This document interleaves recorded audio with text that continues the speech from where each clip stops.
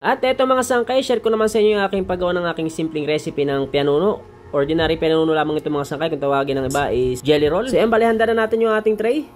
Yan, at ito na yung ating ingredients na kakailanganin, asukal. Maglagay na tayo ng asin. So bali 3 tray yung aking gagawin. At naglagay ako ng yeast, kokwa, original kokwa mga sangkay, food color at ito flavor. So yan, bali napakaraming chocolate yung ating nilagay. Meron ng kokwa, may food color na, at meron ng flavor. At naglagay tayo ng itlog. So bali sukat ng ating tray mga pala mga sangkay is 12 by 17. Naglagay tayo ng mantika at margarine. So mix lang natin ng bahagya. So bali 3 tray mga sangkay. Yung sukat ng tray na aking ginamit is 12 by 17 ha. So yun, huwag kalimutan mag-like at share ng ating video at pa-follow na rin po ng aking page. At ito ay naglagay na tayo ng ating tubig. So yun, tunawin muna natin yung ating asukal na ating nilagay. Mix lang natin ng dahan-dahan para hindi tumalsik yung tubig. At gagamitin lang natin dito is wire whisk para sa paghahalo nitong ating mixture. So yun, bali 3 tray ito mga sangkay. Kung sakaling isa lang ang gagawin nyo is i-divide 3 nyo na lamang lahat ng mga ingredients para sa kalahating kilo. Dahil 1 kalahating kilo itong ating ginagawa. Ayan yung ating harina is 1 kalahating kilo po yan. Next natin lalagay is baking powder. Salaan na lang natin para maiwasan natin na may maisama na buo-buo. Dahil itong ating baking powder is mapakla po yan kung sakaling hindi natin matutunaw ng maayos. Sunod ay mimix na natin dito. So bali dito sa point na to is siguraduhin natin na wala nang buo-buo na harina bago natin mailagay sa ating tray. Ayusin lang natin yung pagmimix dito mga sangkay ha. Para sa mga sukat ng ating mga ingredients, isilalagay ko na lamang po sa aking caption. Puntahan nyo na lamang po. Ayan, kung sakaling meron kayong hand mixer, ay pwede nyo pong gamitin para kayo po ay hindi mapagod sa pagmimix itong ating mixture ng ating ordinary pianuno.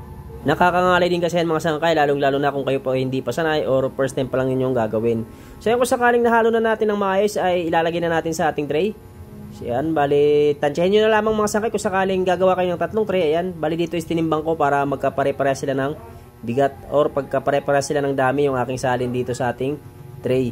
Para pagluto ay magpantay-pantay po yung kapal nila.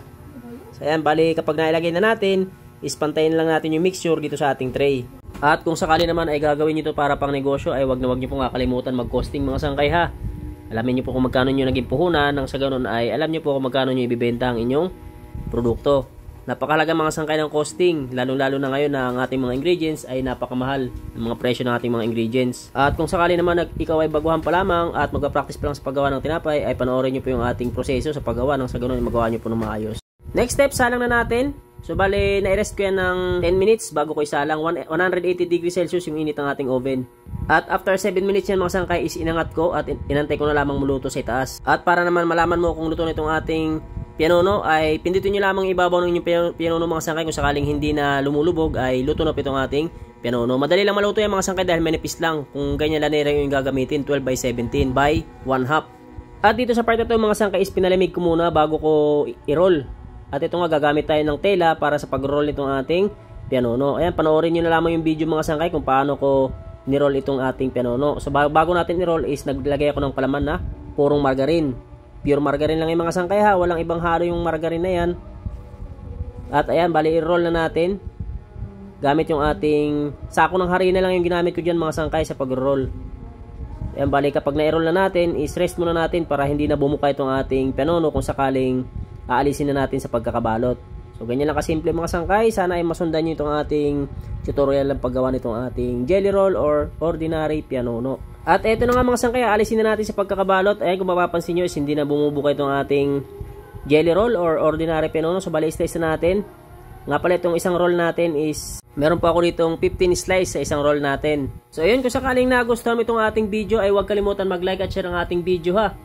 Bilang suporta na lamang po, at kung sakaling kayo po ay hindi pa nakapag-follow ay paki-follow na rin po ng aking page. So bali dito sa part na to mga sangkay is bago ko i-display to is ipapagulong ko muna ito sa sukal. Pero kung sakaling pangmerienda lamang yung gagawin ay nasa sa inyo na lamang po kung ipapagulong mo pa sa sukal dahil itong ating pianuno is matamis na rin naman po ito. Pero kung ipapagulong mo sa asukal ay mas matamis pa po yan lalo. At hanggang dito na lamang po yung aking video. Thank you for watching.